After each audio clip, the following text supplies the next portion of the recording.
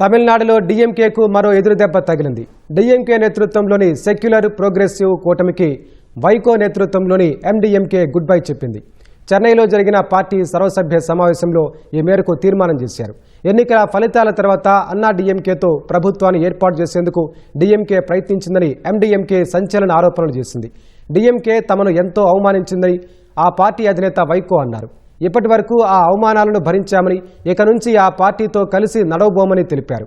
మతతత్వ శక్తులతో పొత్తు పెట్టుకొని 47 స్థానాలు గెలిచిన అన్నా డీఎంకేను అధికారంలోకి తెచ్చేందుకు తెర వెనుక కొన్ని శక్తులు ప్రయత్నించాయని పరోక్షంగా డీఎంకేను ఉద్దేశించి వైకో అన్నారు.